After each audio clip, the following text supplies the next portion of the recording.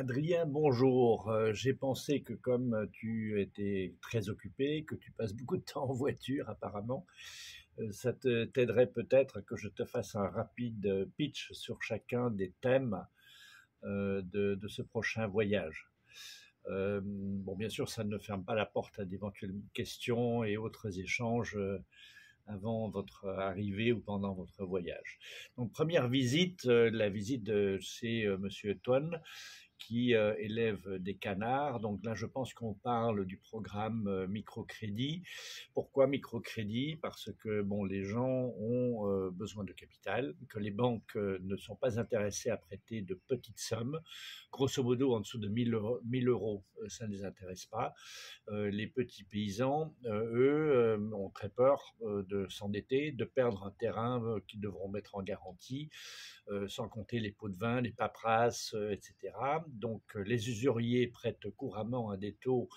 Ici au Vietnam, on parle de pourcentage par mois très couramment. Le meilleur que tu puisses avoir, c'est 3% par mois, ce qui fait tout de même pratiquement 40% par an. Ça fait frémir un Belge, mais plus souvent 10%, 20%, 40% par mois de la part des usuriers. Bon, ça, on va chez les usuriers vraiment en cas d'urgence pour sauver un enfant, etc.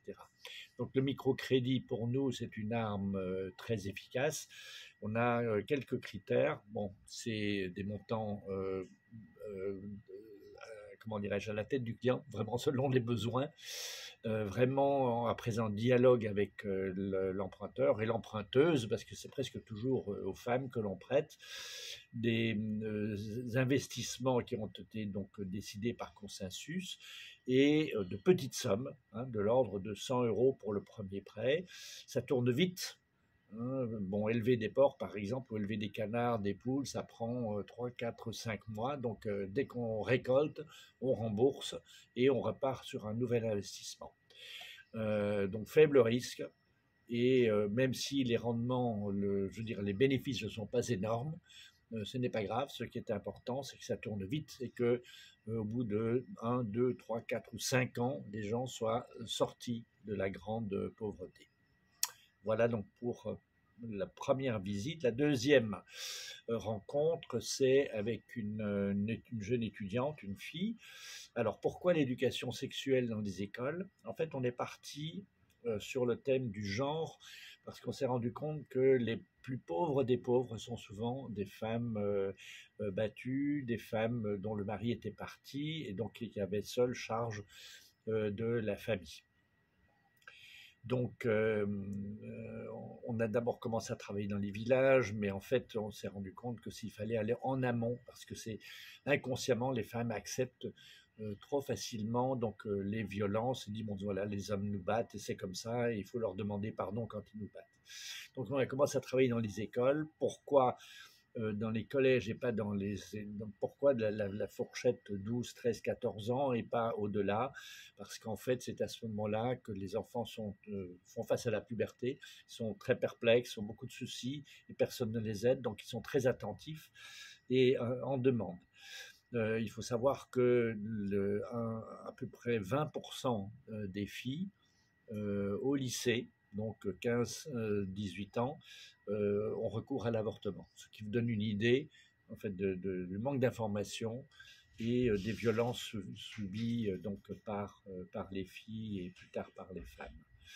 Donc on travaille aujourd'hui avec des douzaines et des douzaines d'écoles, des dizaines de milliers d'étudiants, garçons et filles. Et bon, c'est un programme qui au début était difficile à lancer.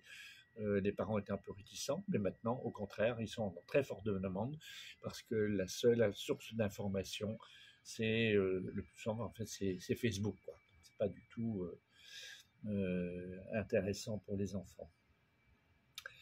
Euh, Voilà, alors la visite suivante, ce sont les ponts. Alors dans le delta du Mékong, où nous allons donc aller faire ce tournage, il y a des canaux, des bras du fleuve partout, et donc ceux qui ont la malchance d'habiter du mauvais côté, du canal, mauvais côté pour aller à l'école, pour aller au dispensaire, pour aller au marché, etc., ont de grandes difficultés.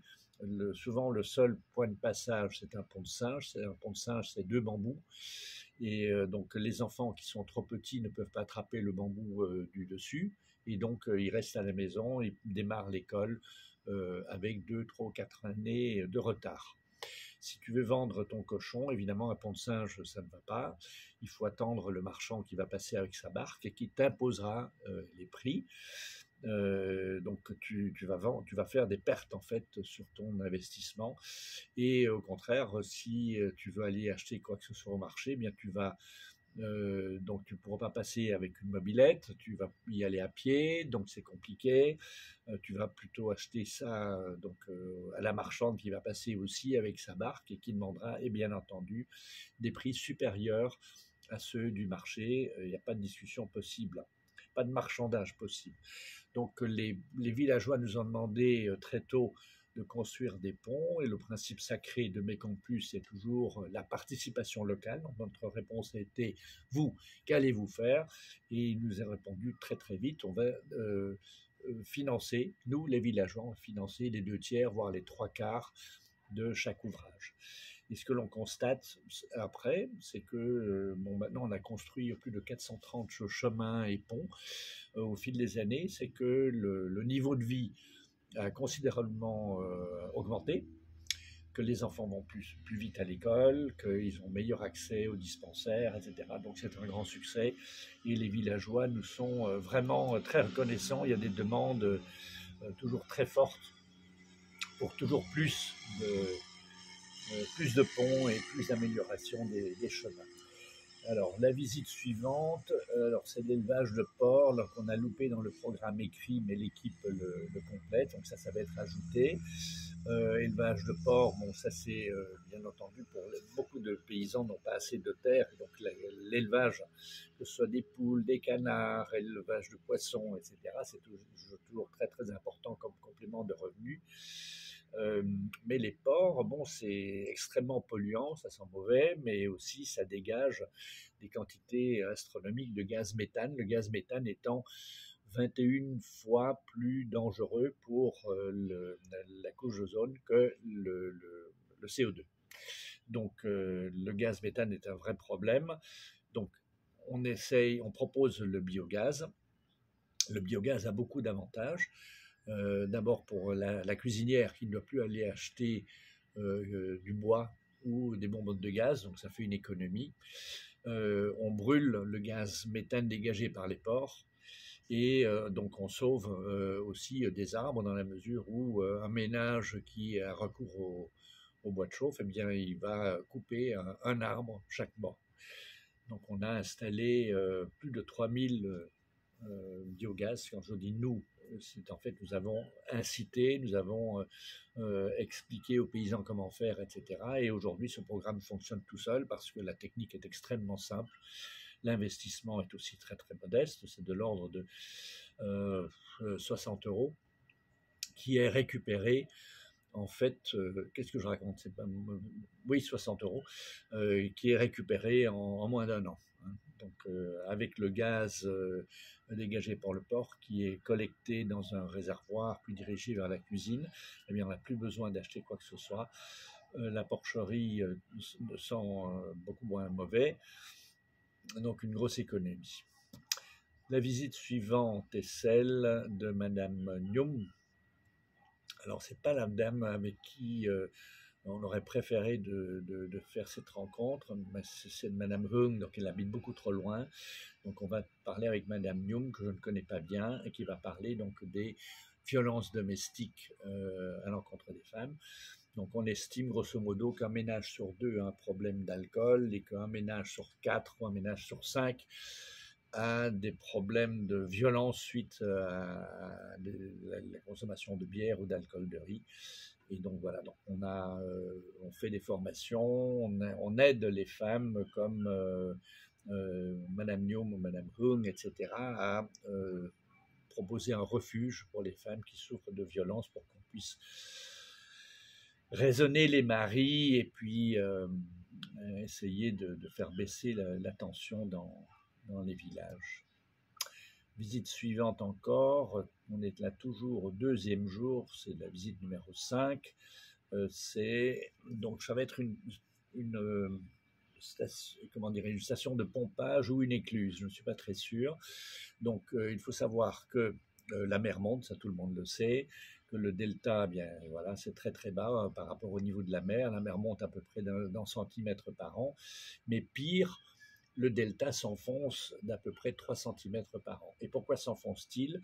Parce que les paysans font une agriculture intensive, pompent énormément, et donc ça ne fait que accentuer le problème. Donc ce que nous proposons, c'est une agriculture plus raisonnée, une agriculture moins nécessiteuse d'engrais, de produits chimiques, et donc qui devrait pouvoir retarder un peu cette catastrophe qui, on estime en fait que 25 millions de Vietnamiens dans le delta du Mékong vont devoir déménager un jour ou l'autre. Alors, une station les écluses, c'est bon pour empêcher l'eau de mer, l'eau salée, de pénétrer trop loin dans les terres, et les stations de pompage, c'est pour vider comment dirais-je, les cultures d'eau salée, pour remplacer ça avec de l'eau douce.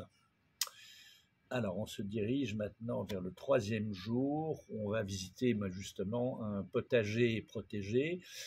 L'avantage des potagers protégés, c'est donc le filet réduit considérablement les maladies. Donc, plus de maladies, plus de produits chimiques, c'est tout gagné. Et il protège aussi des fortes pluies, c'est-à-dire qu'on peut produire des légumes quasiment toute l'année, même pendant la mousson. Donc, se faire pousser des salades quand il pleut très très fort, évidemment, ça ne va pas. Les salades sont cassées, sont abîmées. Donc, c'est un avantage pour les paysans. Et bon, ça demande un investissement, bien sûr, mais donc les légumes sont de meilleurs produits. La visite suivante, le point 2 donc, de ce 3e jour, donc on est au 22 février, les enfants ramassent les déchets plastiques. Alors on pourrait dire, bon, pourquoi faut-il? Il y a d'ailleurs des bailleurs qui nous ont posé la question, pourquoi vous faites travailler les enfants? C'est scandaleux. Bon, la logique est la suivante. Donc le problème de l'environnement, on en a parlé, est extrêmement grave, mais comment aborder ce problème? Alors au niveau de l'agriculture, on propose une agriculture raisonnée, hein, avec de meilleures techniques qui protègent les sols, etc. Mais pour le reste, on ne peut pas demander aux villageois de prendre moins souvent l'avion, de manger moins de viande, de ne pas rouler en voiture, parce que tout ça, ils ne le font pas de toute façon. Donc, comment aborder le sujet? On s'est dit, tiens, les déchets plastiques, ça embête tout le monde. Ça embête les paysans, parce que bon, c'est dégoûtant, il y en a partout. Les bateaux sont coincés avec leurs hélices, donc bon, voilà, c'est vraiment désagréable. Le problème, c'est que les gens ne font pas nécessairement le lien entre les déchets plastiques et leur santé. Quand on dit que l'homme moyen consomme l'équivalent d'une carte de crédit chaque semaine par les nanoparticules que l'on trouve dans le poisson, dans la viande, dans les légumes, dans toute l'alimentation et dans l'eau, alors là, ça touche, ça parle, parce qu'on se dit ça ne va pas être bon pour la santé, et effectivement, on soupçonne donc des problèmes neurologiques, des cancers, etc. Donc là, on tient un sujet que les villageois vont comprendre très très bien, très très concrètement. Bon, on sait que les problèmes de santé, c'est la cause numéro 1 de la grande pauvreté. C'est comme ça qu'on sombre dans la pauvreté, donc la santé, c'est très important pour eux. Donc, que faire? Alors, le problème des déchets plastiques, souvent, c'est que en fait, ça n'a pas de valeur. Et donc, on a tendance à les collecter, les mettre à la décharge, et puis on attend quoi? Ce sont des déchets, comme tout le monde le sait, qui vont se dégrader pendant des centaines d'années. Alors, une mauvaise solution, c'est de les brûler à basse température, parce que ça dégage des gaz extrêmement dangereux, dont la dioxine, hein, que le Vietnam ne connaît que trop bien. Donc, il faut absolument donner de la valeur en fait à ces déchets pour qu'ils soient collectés et recyclés et sortis de ce cycle infernal des déchets qui traînent partout. Donc, il faut chercher. Alors, des solutions techniques, il en existe beaucoup, mais donc on s'attache beaucoup à Mekong+, à trouver des solutions qui soient de bas coût et qui soient donc reproduisibles. Donc, avec les déchets plastiques, on peut fabriquer des grands panneaux, hein, qui vont servir à la construction de maisons. Et en fait, quand on construit une maison avec des panneaux de plastique recyclé, on fait baisser les coûts de 20 ou 25%. Ça veut dire pratiquement plusieurs mois. Je crois que c'est un quart ou un tiers d'une année de budget familial. Donc c'est considérable. Autre possibilité, c'est le mobilier scolaire. Alors, bon, le mobilier scolaire actuellement coûte relativement cher, surtout qu'il doit être remplacé souvent. Au bout de 5 ou 10 ans, ça ne tient plus ensemble. Donc là, on propose en fait de faire du mobilier scolaire avec ces panneaux recyclés que nous pouvons recycler sur place. Donc on crée quelques emplois. On va d'ailleurs visiter cet atelier lors du tournage.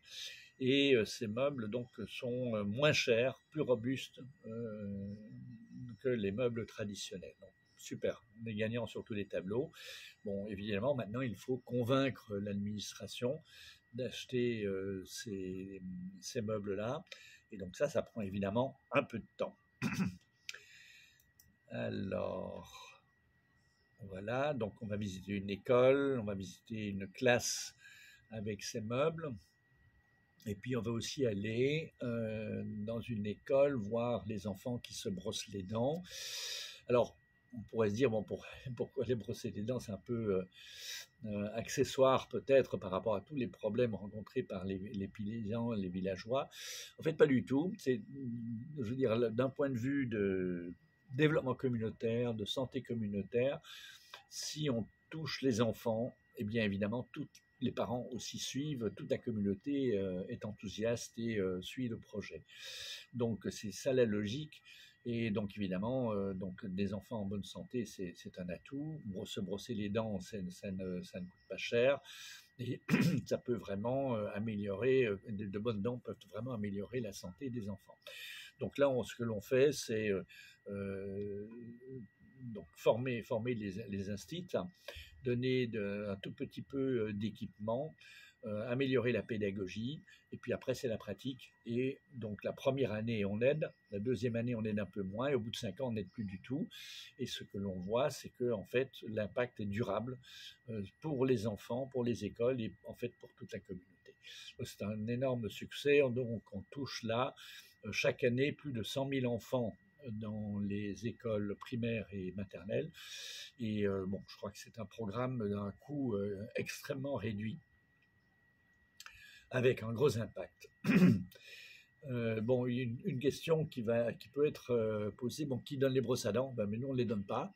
Et il n'y a pas de dentifrice non plus. Donc, les parents doivent fournir la brosse à dents, pour la bonne raison que si l'école ou Mekong Plus fournit la brosse à dents, alors on va dire, ah mais j'ai plus de brosse à dents, il faut m'en donner une autre, donc c'est le cercle infernal, et à la maison il n'y a pas de brosse à dents, encore on ne se brosse pas les dents. Donc voilà, il faut que les parents eux-mêmes s'occupent de fournir une brosse à dents. Il n'y a pas de dentifrice pour la même raison, parce que si on est trop pauvre que pour acheter du dentifrice, ce n'est pas une raison suffisante pour ne pas se brosser les dents. Alors ensuite, vous allez aller numéro 6, donc dans les pieds dans la rizière, pour parler, toi, avec Alex. Et puis, on arrive au 23, c'est-à-dire le 4e jour. Première activité, on va être donc près d'une barbouserie. Donc, il faut savoir qu'il y a une centaine de variétés différentes de bambous. Les vélos, on les fait dans une autre province, pas avec les bambous du delta du Mékong. Dans le delta du Mékong, au contraire, on trouve des bambous qui conviennent vraiment bien pour fabriquer des pailles. Voilà, donc on a un petit artisanat de fabrication de pailles pour remplacer les pailles plastiques, bien entendu. La philosophie de Mekong Plus pour l'artisanat est de toujours utiliser les ressources locales. C'est-à-dire que dans le delta du Mekong, on va utiliser le bambou qu'on y trouve, on va utiliser des déchets de papier pour faire du papier mâché, des jassando pour faire des sacs en jassando, et dans d'autres provinces, on utilisera d'autres matériaux. Alors, on va visiter, alors là on est le 24, donc le 5e jour. Donc on va visiter une famille dont l'enfant reçoit une bourse scolaire. Bon, quand on a demandé aux villageois, bon, quelle est votre priorité parmi tous les besoins qui vous affligent, c'est quoi? Et la première priorité, c'est que tous les enfants puissent aller à l'école. Bon, il faut savoir que l'école au Vietnam, au Cambodge et sans doute dans beaucoup de pays du tiers-monde coûte très très cher. Elle est soi-disant gratuite, mais pour réussir l'examen, il faut prendre des cours supplémentaires avec l'enseignant qui double, qui quadruple son salaire, ainsi avec les cours privés. Et voilà, donc et en fait, il y a à peu près un quart des enfants qui ne va jamais jusqu'au bout, hein, qui ne va pas au-delà qui ne va pas au lycée en fait. Et ces enfants-là, ben, ils n'ont quasiment aucune chance d'avoir un bon job après, donc des revenus très faibles. On sait, bon, par exemple, pour les filles, c'est très très important d'avoir une bonne éducation, un diplôme. Elles pourront alors mieux se défendre dans la vie, éventuellement envers leur mari ou la belle famille, qui n'est pas toujours belle d'ailleurs. Et donc, bourse scolaire pour les enfants. Alors, on donne de bourse scolaire qu'à très très peu d'enfants, hein, en fonction de nos moyens. À 4800 enfants chaque année, on donne entre 20 et 40 euros par an, suivant le niveau scolaire. Comment dirais-je, donc le lycée c'est 40, mais primaire, collège c'est 20 euros. On ne fait pas de distinction sur les bons points et les mauvais points. Ce qui est important, c'est que les enfants aillent à l'école, et c'est vraiment le niveau de pauvreté. L'objectif, c'est qu'ils n'abandonnent pas l'école. C'est ça. Alors, on ne donne finalement d'aide qu'à peu près 2% des enfants. Donc, c'est vraiment très, très, très peu quand on sait qu'il y a au moins 5%, peut-être plus, de ménages qui n'ont qu'un demi-euro par jour et par personne. Donc, on voudrait évidemment faire beaucoup, beaucoup plus en bourse scolaire. Toujours le même principe, Méconplus va donner des bourses scolaires, ok, mais vous, les villageois, qu'allez-vous faire? Donc, chaque année, on organise la course de la solidarité, qui n'est pas une course, c'est enfin une sorte on marche ou bien on court un petit peu, c'est pas une course de vitesse, 2 kilomètres, voilà, mais c'est massif. On veut qu'un maximum de gens participent. Donc en septembre dernier, on était 196 000 villageois, donc près de 200 000, hein, à marcher, courir sur 2 kilomètres. Donc il faut imaginer l'impact que cela fait dans les villages, c'est évidemment massif. Et on ne se contente pas seulement de marcher, mais les enfants apportent un petit don. Hein, et c'est vraiment émouvant de voir des gamines, de jeunes enfants qui tiennent un petit billet dans leurs mains. Hein. Un billet, c'est 20 centimes, 40 centimes euros, enfin, c'est bon, symbolique. Mais voilà, au total, ils ont quand même récolté en septembre dernier 63 000 dollars. Une somme colossale quand on considère que l'on est dans des villages où beaucoup de gens n'ont pas un euro par jour et par personne, quoi. Alors évidemment, Méconplus va abonder, va multiplier cette somme par 3 pour pouvoir donner des bourses scolaires donc à ces 4800 enfants. C'est un très bon impact. Hein, tous les enfants qui ont une bourse scolaire continuent l'école. Et pourquoi? Je ne pense pas que ce soit surtout à cause de Méconplus, mais c'est parce qu'il y a cette mobilisation massive de la population. Hein. Je crois qu'il y a un mot qui dit tout ce qui est gratuit n'a pas de valeur. Je crois que c'est vraiment ça. L'argent de la communauté, la mobilisation de la communauté incite vraiment les parents et les enfants à aller à l'école. C'est vraiment touchant de voir, hein, les enfants qui pleurent, littéralement qui pleurent pour aller à l'école, parce qu'ils savent très très bien que l'alternative, c'est pas des vacances, hein. C'est pas de regarder Facebook, mais c'est le travail au champ, c'est des travaux dans la construction, c'est des travaux dangereux, pénibles, et donc vraiment ils veulent s'en sortir, ils vont à l'école. Voilà, alors on va ensuite, eh bien après on repart sur une visite microcrédit, si on a le temps de la voir, Madame Moua. Et on va passer aussi donc à l'atelier de quilt. Bon, pourquoi l'artisanat? En fait, bon, beaucoup de gens connaissent Méconplus via Méconquilt, via l'artisanat, mais c'est minuscule pourcentage d'activité par rapport au reste. Hein. Donc on a pour le moment, on a à peu près 30 artisanes en fait, qui ont du travail. Suite au Covid, on a dû fermer beaucoup de magasins. Et donc ça a considérablement baissé. Donc par rapport à, par exemple, au microcrédit, c'est 6800 ménages, donc rien à voir. Mais c'est important malgré tout. Bon, ça donne du travail aux artisanes. Ça permet en fait, grosso modo, de doubler leurs revenus. Et c'est indépendant finalement du prix de la viande de porc. Il pleut pas, les maladies dans les villages, etc. Parce que bon, c'est l'artisanat, c'est indépendant de l'agriculture et de tous ces aléas.